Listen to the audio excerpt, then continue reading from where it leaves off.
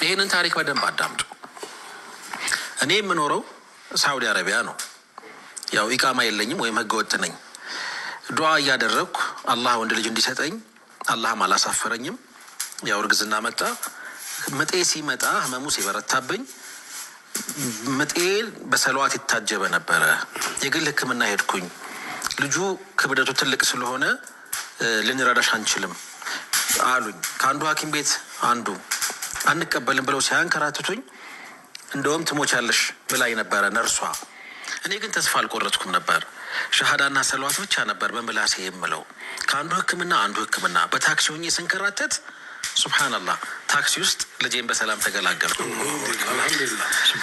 ዶክተር የለ ነርስ የለ።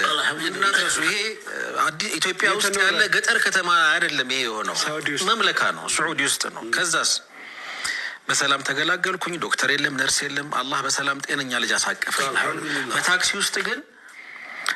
ውስጥ ይሄን አገኘሁኝ። ፊት ለፊት የመንግስት ሆስፒታል ነበረ። ልጄን ታቅፌ ሆስፒታል ልጁንና እኔን ካጣጠቡ በኋላ የሚያስፈልገንን ህክምና ካደረጉ በኋላ የሚከፈለውን ክፍያ አስከፍለው ኢቃማ ስለሌለኝ ወይም ህገወጥ ስለሆንኩኝ በነጋታው ወደ ተርሂል እስር ቤት ማለት ነው ከና ራስ ልጄ ከነ ቁስሌ እስር ቤት አስገቡኝ።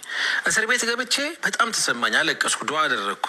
እነሱ አቅም ጉልበት አለኝ ብለው ነው እዚህ እስር ቤት የወረወሩኝ።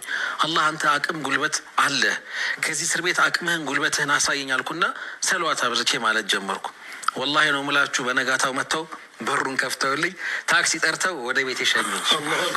ተመልከቱ የአላህን ስራ። አሁን ይህን ሁሉ የጻፍኩት በሰለዋትና በዱዓ እኔ ላይ አላህ ያሳየውን ተአምር ለመግለጽ ነው። ሼክ እድሜዎትን አላህ ያርዝምልን።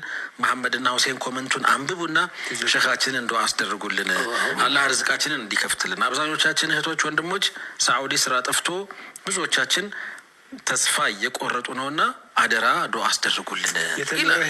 ይሄንን ባልፈው በጣም ቅር ይለኝ ነበረ። በጣም